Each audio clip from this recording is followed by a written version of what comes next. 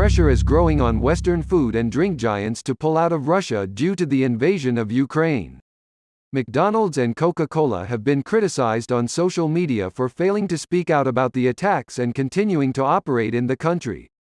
Well-known firms including Netflix and Levi's have already suspended sales or stopped providing services in Russia. McDonald's and Coca-Cola have not responded to the BBC's request for comment. #boycott McDonald's and #boycott Coca-Cola were trending on Twitter on Monday and over the weekend respectively. Dragon's Den investor Deborah Meaden also spoke out on social media against the fizzy drinks company, urging people to stop drinking its products.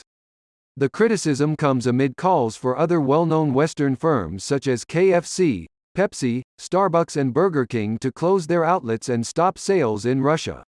However, most firms have stayed silent on the issue, with Pepsi, Starbucks and Burger King also declining to respond to the BBC's requests for comment. Fast food chain KFC did not respond initially, but its owner Yum Brands, which also owns Pizza Hut, has since announced that it has suspended future investments in Russia. Yum Brands is the world's second biggest restaurant chain, and there are about 1,000 KFC outlets and 50 Pizza Hut restaurants in Russia. The company was not pulling out entirely, but Yum said that it would redirect all profits from operations in Russia to humanitarian efforts. It is also donating $1 million, £762,000, to the Red Cross. Many of the firms the BBC has contacted have a large number of stores in the country. In recently published information on its website, McDonald's said that it has 847 stores in Russia. The company also owns the majority of these outlets, whereas across the rest of the world most are typically operated by franchisees. Both McDonald's and Pepsi, who have had a presence in Russia for decades, have also been singled out by the boss of New York State's pension fund. Thomas DiNapoli, controller of the New York State Common Retirement Fund, wrote letters to the companies, according to Reuters reports, urging them to review their businesses in Russia because they face significant and growing legal, compliance, operational, human rights and personnel, and reputational risks.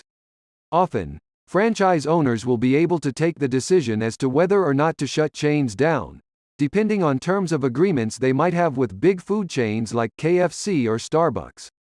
In a recent statement, Kevin Johnson, the boss of Starbucks, described attacks on Ukraine as unprovoked and unjust. But most of its sites in Russia remain open, according to its website.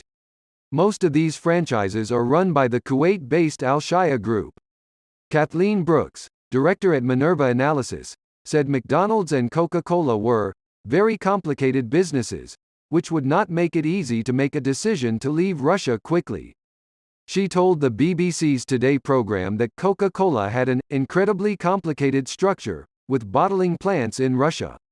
"I don't think it's as simple as saying can you just pull out of Russia," she said. "These are complicated businesses and there's a lot to consider, but right now the reputation risk could really hit their share prices, so they may have no choice going forward." But Dr. Ian Peters, director of the Institute for Business Ethics, told BBC News, "This is not a time to sit on the fence. The world is likely to judge companies by what they do in such circumstances, and ethical judgment will be as important as complying with any government-led regulations and sanctions." Quote, he said that most firms would have what they refer to as an ethical compass they use to make big decisions. "We would advise firms in such circumstances always to look at the bigger picture and seek to do the right thing, putting the wider interest above short-term profit," he added. He cited important ethical dilemmas that might come up for companies when considering to suspend operations in Russia too. What duty of care do these companies hold to employees on the ground? Is it fair to deprive Russian citizens of basic goods? Professor of Business Ethics at Henley Business School, Clea Akravu, suggested that these types of decisions might be more difficult to reach for food companies than, say, consulting firms. When it comes to sanctions which deprive the Russian population of its basic goods and dignity, firms may need to approach the situation more thoughtfully, with an appeal to practical reason.